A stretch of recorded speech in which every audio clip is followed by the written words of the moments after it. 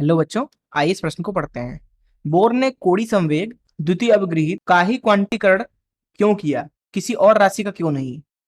ध्यान दें कि एच तथा कोड़ी संवेग की विमा एक ही होती है और वृत्ताकार कक्षाओं के लिए कोड़ी संवेग एक बहुत प्रासंगिक राशि है, अतः द्वितीय अवग्रहित स्वाभाविक ही है। आइए इस प्रश्न के मुख्य उदाहरण की चर्चा करें। बात करते हैं बोर मॉडल की। तो बोर के परमाणु मॉडल के हिसाब से परमाणु में जो इलेक्ट्रॉन होते हैं वो दरअसल नाभिक के चारों तरफ घूमते हैं। नाभिक धन आवेशित होता है और इलेक्ट्रॉन ऋण आवेशित होता है। इलेक्ट्रॉन जो है वह वृत्तीय पथ पर नाभिक के चारों तरफ घूमते हैं। ये दरअसल कुछ विशेष कक्षाओं में ही घूमते हैं, ये किसी भी कक्षे में नहीं घूम सकते हैं। दरअसल नाभिक के चारों तरफ जो कक्षाएं पाई जाती हैं वो सतत न होकर के असतत होती हैं कुछ इस तरीके से। हम सबसे नीचे वाले कक्षे को बोलते हैं n बराबर 1, उसके बाद n बराबर 2, उसके बाद n बराबर 3 और इसी तरीके से आगे चलते जाएंगे। दरअसल बोहर के परमाणु मॉडल ने हमें यह बताया कि जो कक्षाएं होती हैं वो असतत होती हैं, अर्थात जो इलेक्ट्रॉन होता है वो कुछ ही कक्षाओं में घूम सकता है जिनमें इसकी गति स्थायी होती है। सबसे पांच वाली जो कक्षा होती है वो सबसे स्थायी कक्षा होती है और उसके लिए हम n का मान 1 देते हैं।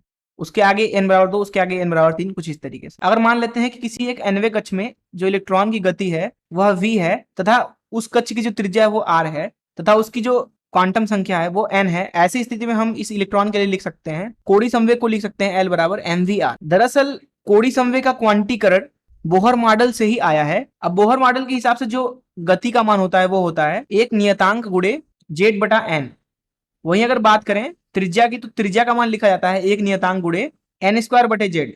अगर इन दोनों को मानों को रख दें यहाँ पे तो हमें इलेक्ट्रॉन के कोड़ी संवेग का सूत्र मिलेगा एल बराबर M V naught R naught N बटा जेड। तो एल का मान लिखा जाएगा M V naught R naught बटा जेड गुणे एन। किसी भी परमाणु के लिए जेड का मान, आर नॉट का मान, वी नॉट का मान नियतांक होता है तथा एम तो इलेक्ट्रॉन का द्रव्यमान है ही तो वो भी नियतांक है। अर्थात हम एनवे कक्ष में इलेक्ट्रॉन के कोड़ी संवेग को लिख सकते हैं एन गुणे एक नियतांक। इस नियतांक का मान हमें मिलता है एच क्रॉस के बराबर। अर्थात हम इलेक्ट्रॉन के कोड़ी संवेग को लिख सकते हैं एल बराबर एन एच क्रॉस, अथवा एच क्रॉस को लिखा जाता है एच अपॉन 2 पाई, तो एन एच अपॉन 2 पाई।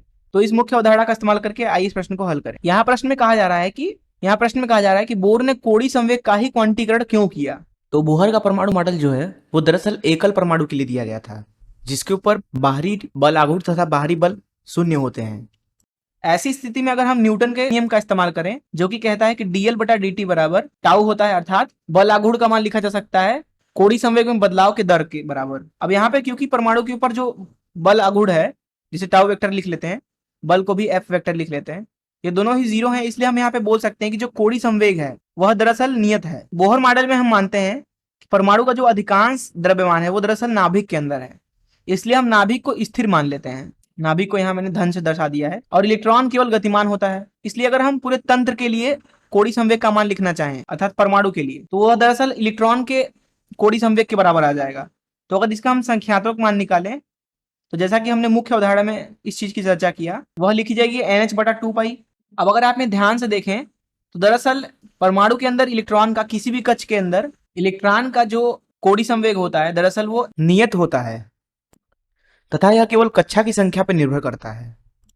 किसी भी n कक्ष के लिए यह h अपॉन 2 पाई का पूर्ण गुणज होता है, अर्थात क्वांटीकृत होता है।